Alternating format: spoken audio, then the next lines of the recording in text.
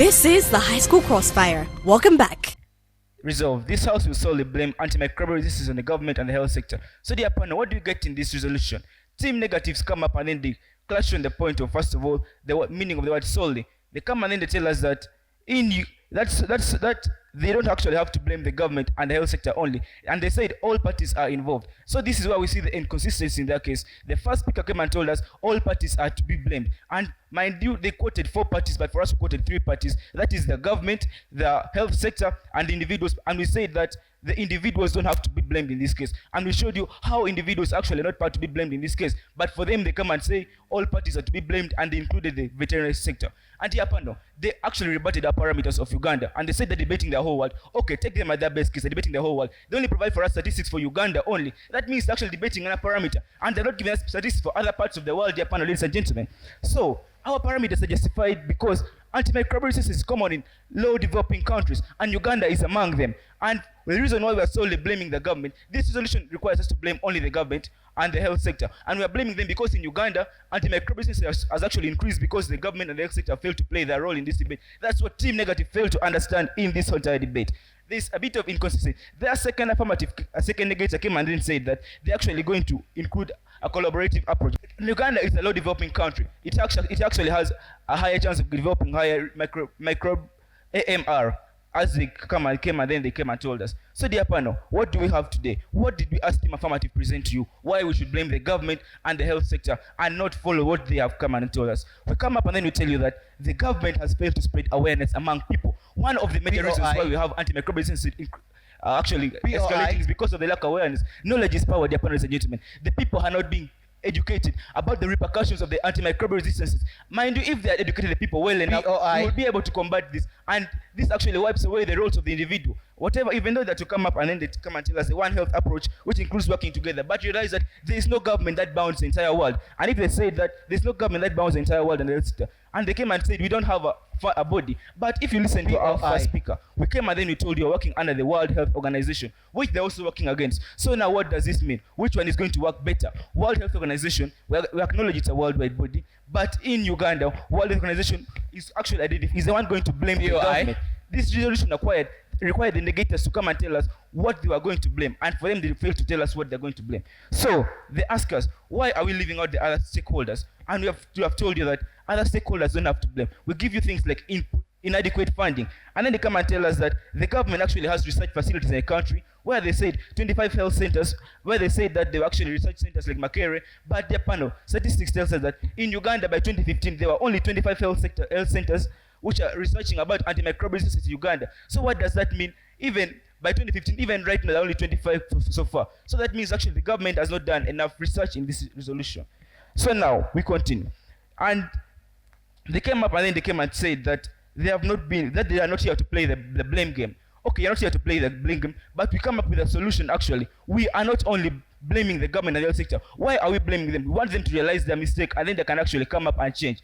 So dear panel, you find that the solutions we had in this debate, the government, why we were blaming the government? If the government had come up with solutions to spread awareness, not only this awareness, but they could have spread awareness, grassroots sensitization, told people more about the repercussions of these antimicrobial resistances. They could have monitored drug supply. If they had done this, they wouldn't have actually increased the drug resistances in Uganda. And they come and say the government has been successful in fighting malaria. But look at malaria in Uganda. The malaria starts in Uganda. Malaria is actually increasing day by day, dear panel. People are dying because of malaria. So, dear panel, with all this that being said, I want to ask the negators this question. Do you believe that different countries have different governments? And do you realize when someone blames and provides a solution, it's actually helping? With this, I beg to rest my case. Resolved. House of Jury, delay defeats equity. Ladies and gentlemen, the farmers have come and told us that the agriculture sector has the health sector. They mentioned the veterinary sector. Ladies and gentlemen, are they the veterinarians that are going to go and take care of the livestock? The veterinarians are only employed to come and take care of the livestock. Ladies and gentlemen, I would love to talk about the fact that they were rebutting our parameter, the world. The reason as to why we are talking about the world is because this is a global problem. Almost 1.27 million million people are dying annually, and they're trying to look at only Uganda. The third farmer came and told us that Uganda is a low developing country, and that is why AMR is going to develop. Ladies and gentlemen, we are not talking about what is going to develop. We are talking about what is around right now. It is a global issue, and Uganda currently cannot fight on its own. They are only blaming the government and the health sector. But the reason as to why we are talking about the world is because it's a global issue, and we have seen other countries like Netherlands fight together with a One Health. They have come together to fight with a One Health approach. Right now, as I speak, Netherlands has 5% of AMR cases. 5%. 5%. How much does Uganda have? And when we look at the United States of America, they say that Uganda currently... Honorable. Accepted. Who's to blame for antimicrobial resistance in the Netherlands? The people are to blame, as well as the veterinary people. We are going to blame the people because the agriculture sector and the people. Because when you look at farmers are using antibiotics in order to expand their animals, and these antibiotics are causing resistances in the animals that the people are going to intake. Without taking these antibiotics, the people are actually getting AMRs. And look at the general public. According to www.dafpress.com, self-medication is a global phenomenon practiced by an esteemed 85% of the population. Is it the government that is applying self-medication?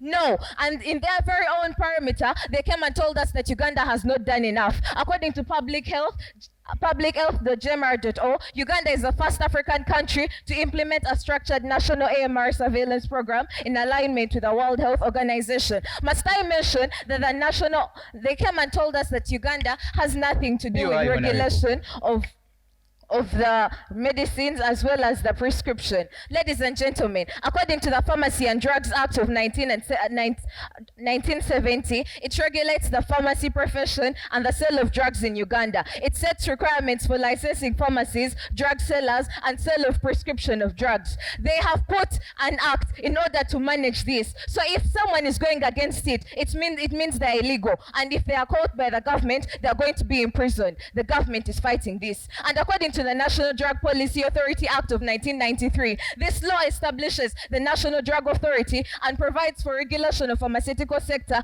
importation, manufacture, and distribution of medicines. The only reason as to why AMRs are developing is because people are playing the blame game like the farmers are doing here. We are supposed to come together and apply the One Health proposition, because we have seen it work for countries like Netherlands, and they're saying it's only affecting LDAs. What of the United States? The United States was affected by AMR. As I speak, 2.8 million people are dying of AMR. Is the United States a low developing country? No.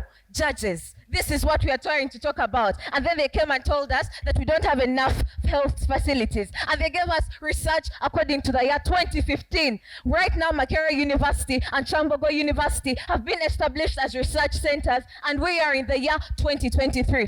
Farmers, please take note. Ladies and gentlemen, as I speak, it's not because of the government. The government of Uganda has done their part. The health sector has done their part. But we as the World Health Organization are coming in order to see to it that we curb this issue. And our time frame is 8 years. 3 years, we are going to research, and in the 5 years, we are going to implement. The world is going to be free, including Uganda, which is part of the world.